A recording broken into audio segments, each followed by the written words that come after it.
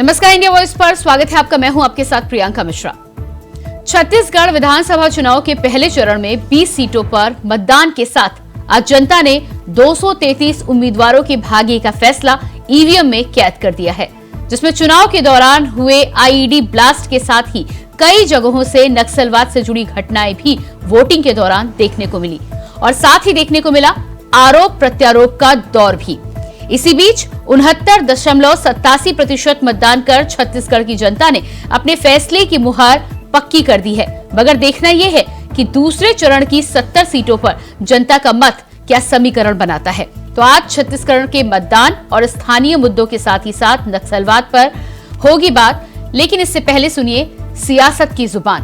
तो सबसे पहले भारतीय जनता पार्टी के अध्यक्ष जेपी नड्डा और वहीं केंद्रीय मंत्री अनुराग ठाकुर एक तरफ आरोप लगा रहे हैं, तो वहीं दूसरी तरफ कांग्रेस में छत्तीसगढ़ के मुख्यमंत्री भूपेश बघेल भी इन आरोपों का जवाब देते हुए नजर आ रहे हैं। सुनिए जरा। जहां कांग्रेस होगी वहीं भ्रष्टाचार होगा। ये एक ही सिक्के के दो पहलू हैं।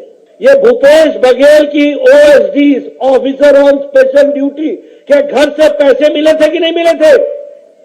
जेल में है कि नहीं है? 1.5 साल से जेल में है भूपेश बघेल की ओएसडी। आप बताइए 5 साल में क्या क्या हुआ? ये घोटाले पे घोटाला हुआ कि नहीं हुआ? और तो छोड़िए, गोठान घोटाला हुआ, हर तरीके का घोटाला हुआ। कभी आपने सुना था कि गोबर का भी घोटाला हुआ?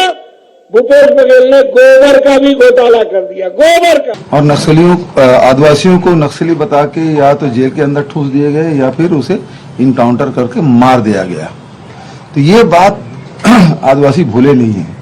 आज 5 साल के हमारे कार्यकाल में आदिवासी निश्चिंत होके अपने जो जिस प्रकार से पहले स्वच्छंद विचरण करते थे, आजादी पूर्वक वो रहते थे, आज उसी प्रकार के महसूस लोग कर रहे हैं। और नक्सली सिमट गए हैं। इनके राज्य में तो नक्सलियों का ही राज था। बस्तर में या रमन सिंह की जो गृह जिला है जहां से निर्वाचन हो पाते हैं, वो सारे कवर हो गया था नक्सलियों से। आज सब लोग बस्तर भी शांति को कहते हैं घोटाला करो, भ्रष्टाचार करो और भूपेश बघेल को पेमेंट करो। तो श्रीमान भूपेश बघेल जी ने 508 करोड़ रुपया महादेव ऐप वाले से लिया ताकि उनके पुलिस वाले उनको थोड़ा थोड़ा तंग करते रहें, उनको टाइट करते रहें और भूपेश बघेल जी की जेब भरते रहें। और भूपेश बघेल जी उस पैसे से कांग्रेस हाईकमान की परसों तक के कोई नहीं जानता था, क्या नाम है उसका, शुभम। वो अचानक पूरे महादेव का मालिक बन गया। उसके पहले ईडी खुद उसको अधिकारी बता रहे थे एक दिन पहले, अब वो मालिक बन गया। और ऐसा मालिक गजब का है भाई, जो अपने नौकर की शादी में 250 करोड़ रुपया खर्चा करता है। मैं तो दुनिया में ये पहली उदाहरण होगा। तो ये एक्चुअल में है क्या कि ये रमन सिंह के साथ जो 2 अधिकारी और रहते थे ना, ये इसी प्रकार की स्टोरी बनाते थे। वही स्टोरी अभी दिखाई दे रहा है। तो ये पूरा प्लांटेड है। इसका मतलब है भारतीय जनता पार्टी हार मान चुकी है। ये उनका आखिरी अस्त्र था कि जिसको उन्होंने चलाया। अभी फुसफुसिया बम साबित हुआ। कोई इसको मान नहीं रहा है, कोई सुन नहीं रहा है, और जो भी देखा है वो बोले ये तो प्लांटेड।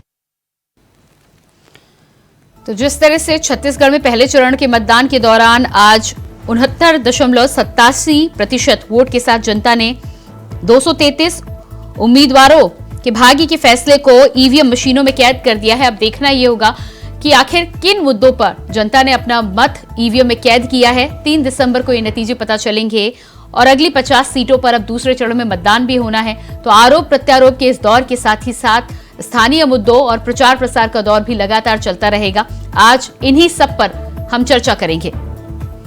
अपने मेहमानों से आपका मैं परिचय करा देती हूं। गंगेश द्विवेदी जी वरिष्ठ पत्रकार हमारे साथ जुड़ चुके हैं, स्वागत है आपका कार्यक्रम में।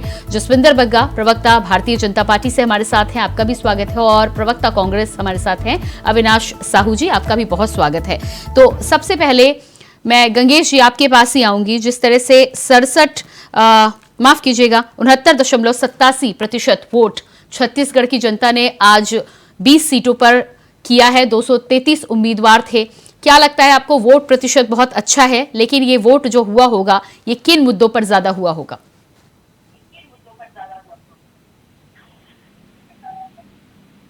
जी गंगेश जी, अपने फोन के अनम्यूट बटन को आप चेक करिएगा।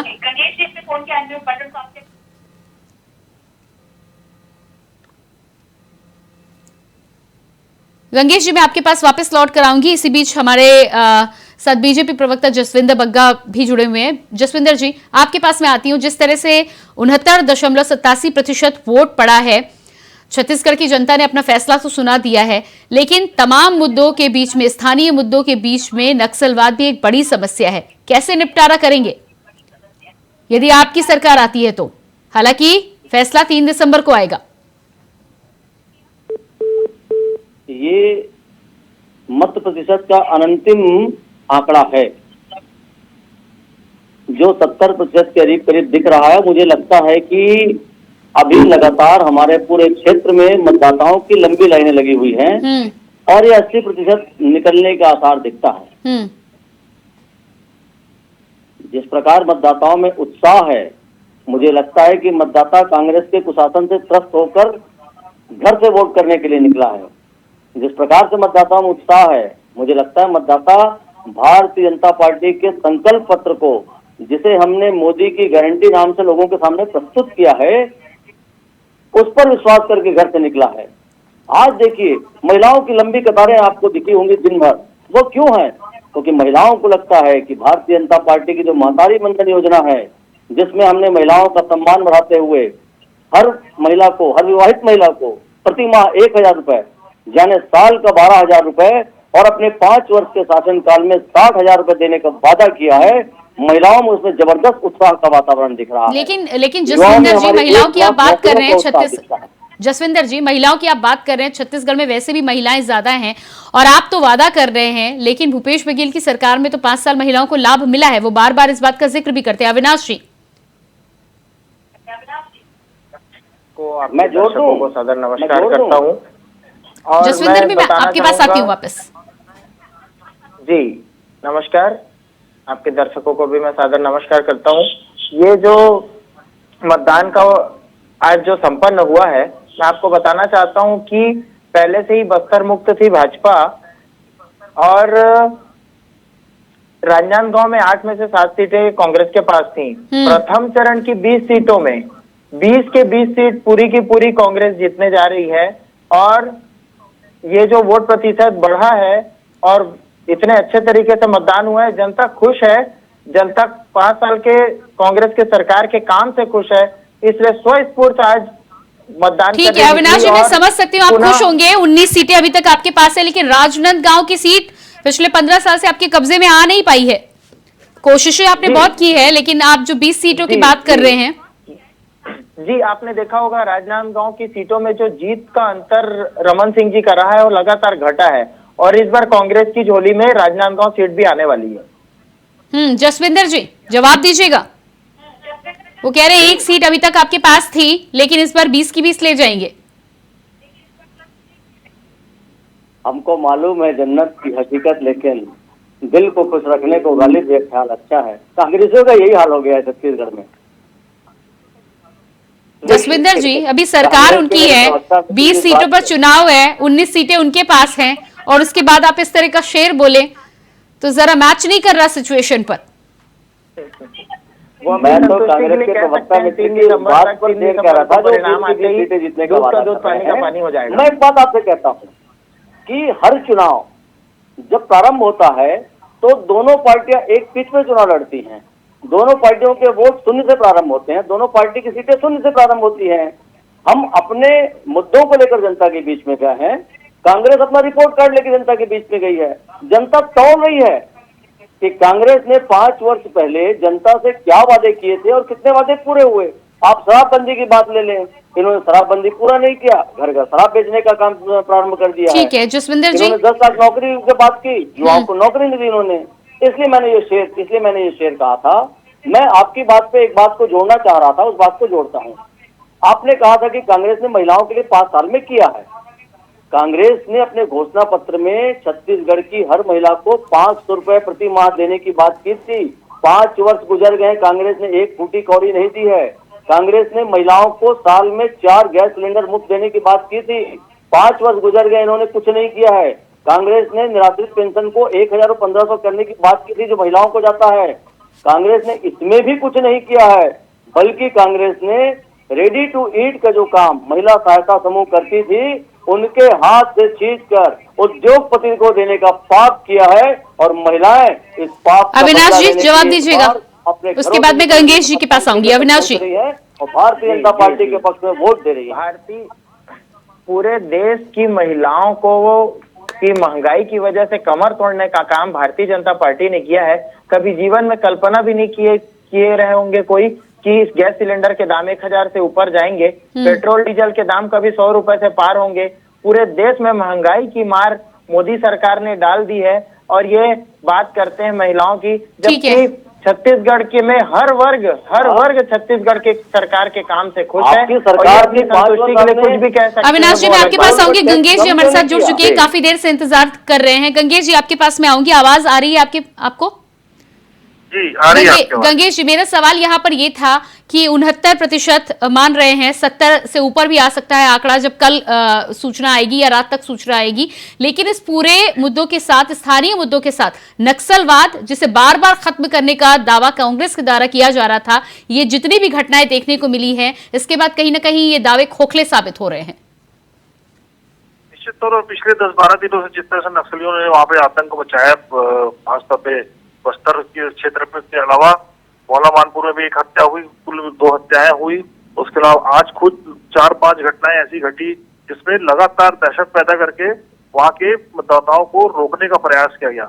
लेकिन मैं बस्तर की जनता की तारीफ करने के अलावा जनता को सलाम करना चाहूंगा जिसने लोकतंत्र पर भरोसा जताया। उनको समझ में आ गया है कि बंदूक की नली से होकर सत्ता का रास्ता देखने वाले लोग कभी उनके साथ न्याय नहीं कर सकते। 70% तक वोटिंग हुई है। अभी आपको बता दूं का ट्रेंड रहता है कि वहां पर शाम को काफी भीड़ होती है, लंबी लाइनें रात को 8-9 बजे तक, और मुझे तक जाएगी। तो ये वोटिंग परसेंटेज बहुत अच्छा वोटिंग परसेंटेज है और लोकतंत्र के पक्ष में है। नक्सलवादियों के मुंह पे तमाचा है मेरे हिसाब से। और कांग्रेस और भाजपा के में अगर देखा जाए तो दोनों ही पार्टियां इस बार चुनावी मैदान में डटी हुई हैं, अपने अपने मुद्दों पे हैं। लेकिन साथ में जो थर्ड फ्रंट है, खासतौर पे आदिवासी क्षेत्रों के लिए मतलब इन 3 सीटों में सर्वआदिवासी समाज की जो अमर राज पार्टी है वो सक्रिय है। एक क्रांति सेना है, छत्तीसगढ़िया क्रांति सेना की पार्टी सक्रिय है। जनता कांग्रेस जो सारे लगभग कांग्रेस के सारे वादियों को उन्होंने उतार के रखा है। ये लोग भी काफी कुछ चुनावी समीकरण जी गंगेश जी, क्या लगता है आपको कि इन पार्टियों को भी जनता का आशीर्वाद मिलेगा? शुरुआत जिस तरह से कर रहे हैं, क्या जनता आने की कोशिश कर रही है इनके साथ? निश्चित तौर पर देखिए, कहीं न कहीं ये लोग मुझे जीतने की स्थिति उतनी दिखती, लेकिन फिर भी ये लोग वोट का जो रेशियो उसको बिगाड़ेंगे। क्योंकि जैसे कांग्रेस के जो बागी खड़े हो रहे हैं निश्चित तौर पर कांग्रेस का वोट को डैमेज करेंगे। कुछ जगहों पे भाजपा के बागी हैं, वो भाजपा को डैमेज करेंगे। इस तरह से कई जगहों पे समीकरण गड़बड़ाएंगे, इसलिए एकदम से कोई चीज कह पाना कठिन है। लेकिन यह है कि टक्कर बहुत जोरदार है दोनों पार्टियों की और बहुत अच्छा चुनाव देखने को मिला। जी बग्गा जी, देख रहे हैं मतदान। क्या लगता है छत्तीसगढ़ में तमाम मुद्दों की आप बात कर रहे हैं, लेकिन जनता के मन में कहां तक पहुंचे होंगे आप? देखिए, हम अपने जिस संकल्प पत्र को लेके आए हैं, हमने छत्तीसगढ़ के हर वर्ग के, हर तबके के, समाज के सभी क्षेत्र के लोगों को समाहित किया है।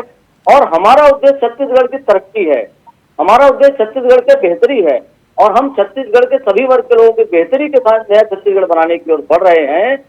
हमने अपने संकल्प पत्र में जो मोदी की गारंटी है, बीपीएल की बच्चियों को जन्म लेते ही 1.5 लाख रुपए देने की बात की है। देखिए, उनका सामाजिक स्तर, उनका आर्थिक स्तर हम कैसे उठाना चाह रहे हैं। ठीक है, ठीक है बग्गा जी। अविनाश जी, आपके पास मैं आऊंगी अगले सवाल को लेकर, लेकिन फिलहाल वक्त हो चला एक छोटे से ब्रेक का। रुकते हैं यहाँ पर एक छोटे से ब्रेक के लिए, फौरन वापस लौटते हैं।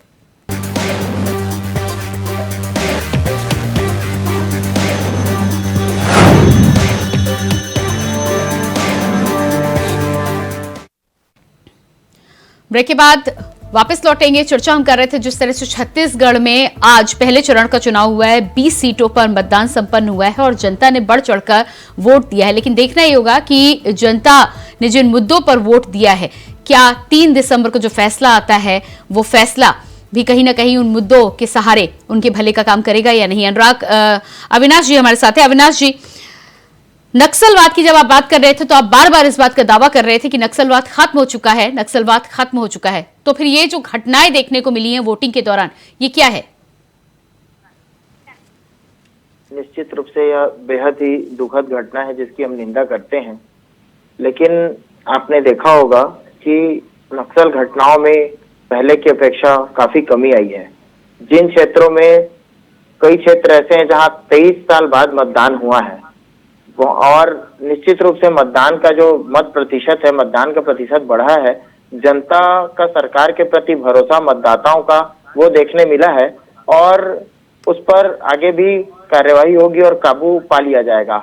मैं एक बात कहना चाहूंगा, जसविंदर बग्गा जी हमारे साथी भाई जो अपना संकल्प पत्र की बात कह रहे थे, मैं बताना चाहूंगा कि वो संकल्प पत्र नहीं है, नकल पत्र है।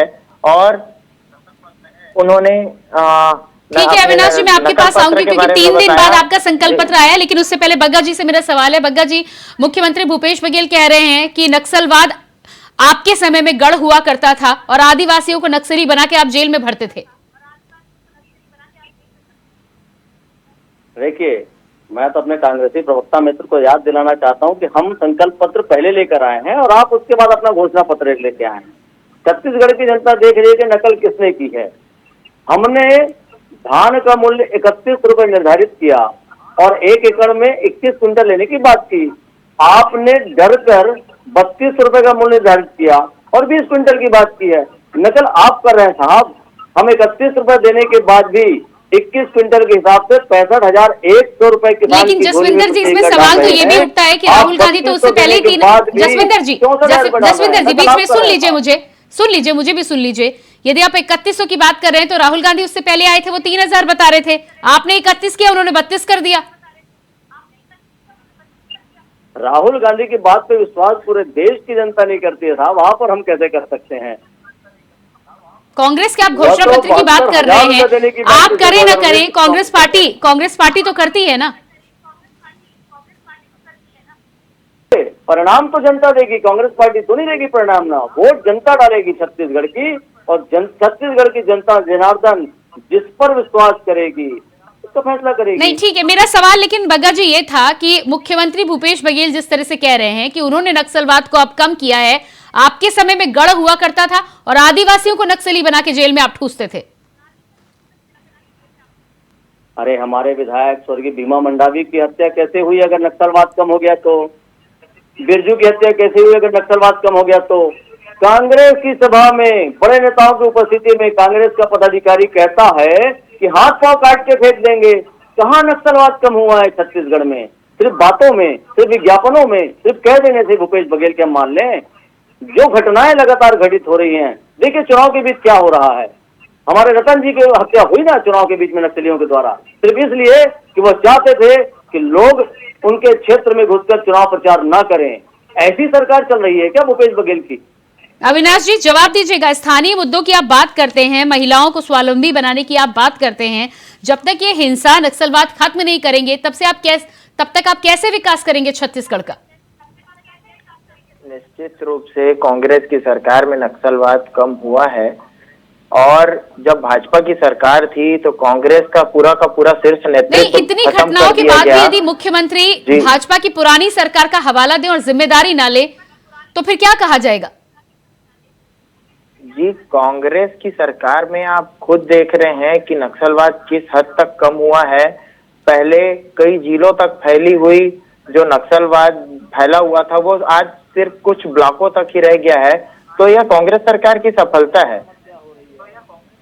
ठीक है, गंगेश जी के पास में आती हूँ। गंगेश जी, अविनाश जी का कहना है कि कुछ संभागों तक अब रह गया है, सिमट गया है, तो कांग्रेस की सफलता है, इससे सहमत हैं आप?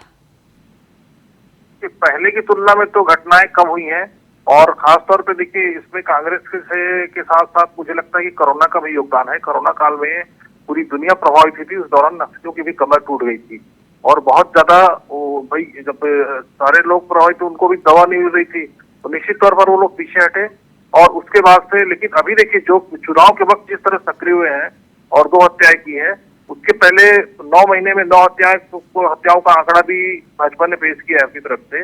तो अभी जो घटनाओं में तेजी आई है उससे लगता है कि अभी पूरी तरह से साफ नहीं हुए नक्सली, कई क्षेत्रों में सक्रिय, और बस्तर में खासतौर पे आज जिस तरह से दिन भर धमा चौकड़ी बची है, बम 2 जगह आईडी ब्लास्ट किया, जवानों पे हमला, ये सब चीजें जो है ये बताती कि लेकिन गंगेश जी, इस पूरे मामले में मुख्यमंत्री तो इसको सिरे से मानने को तैयार ही नहीं है। मुख्यमंत्री होने के नाते इस तरह से सिरे से नकार देना, जिम्मेदारी लेना तो बहुत दूर की बात है। उसको नकार ही रहे हैं तो फिर आगे उसका इलाज कैसे किया जाएगा? निश्चित तौर पर देखिए, इसको पूरी तरह से नकारा नहीं जा सकता। तो जो घटना है वो तो सामने दिखाई दे रही है, उनको कैसे नकार सकते हैं हम? इसमें निश्चित तौर पर एक संवेदनशील होकर वापस काम करना पड़ेगा। और अभी इनका मतलब इनने जो रिहेबिलिटेशन पॉलिसी बनाई है उसका फायदा अधिक से अधिक नस्लियों को देना पड़ेगा। खासतौर पर जो फ्रंट में काम करती है आर्मी, उस आर्मी में ज्यादातर स्थानीय युवा होते हैं। स्थानीय युवाओं को समझा बुझाकर वापस लाया जा सकता है। ठीक है गंगेश जी, आज 20 सीटों पे मतदान हुआ है। अगली 70 सीटों की यदि हम बात करें जिनमें दूसरे चरण में मतदान होना है, ऐसे में क्या लगता है आपको, कांग्रेस के पास भारी मात्रा में सीटें हैं और जिस तरह से मुख्यमंत्री भूपेश बघेल की लोकप्रियता है उसके आधार पर क्या लग रहा है आपको आज का माहौल देखकर, क्या एक बार फिर से सरकार आ सकती है कांग्रेस की? सच्चाई तो यह है कि दोनों ही पार्टियों का घोषणा पत्र अब देखिए, खासतौर पर भाजपा का घोषणा पत्र आने के बाद भाजपा का भी प्रेशर काफी बढ़ गया है। भाजपा ने भी वो सारी कमियां जो पिछली बार थी वो दूर कर दी है, और दोनों में 20-21 का फर्क है, 19-20 का फर्क है, और दोनों के घोषणा पत्र लगभग समान है। तो ऐसे में जो मुकाबले हैं वो लगभग बराबर दिखाई देते हैं। और इसके अलावा जो क्षेत्रीय तन है, खासतौर पे जैसे आम आदमी पार्टी बिलासपुर क्षेत्र में, बिलासपुर संभाग में बहुत तेज सक्रिय हुई है, और लगातार वहां पर अरविंद केजरीवाल आ रहे हैं और भगवंत सिंह मान आ रहे हैं। जिस तरह से वहां सक्रिय है, निश्चित तौर पर कई सीटों पर प्रभाव डालेगी। हमार राज पार्टी जो आदिवासी सर्वाधिक समाज की पार्टी है, वो निश्चित तौर पर आदिवासी बेल्ट की और सीटों पर प्रभाव डालेगी। इसी तरह बसपा और जीजीपी, ये दो गोपा, ये ऑलरेडी पहले से है। सरकार के द्वारा इन 5 सालों में जो काम किया गया है या अंतिम समय में जो घोषणाएं और योजनाएं दी गई हैं जनता को, उसका फायदा होता नजर आ रहा है आपको? निश्चित तौर पर उससे फायदा तो होगा, इसमें कोई दो मत नहीं है।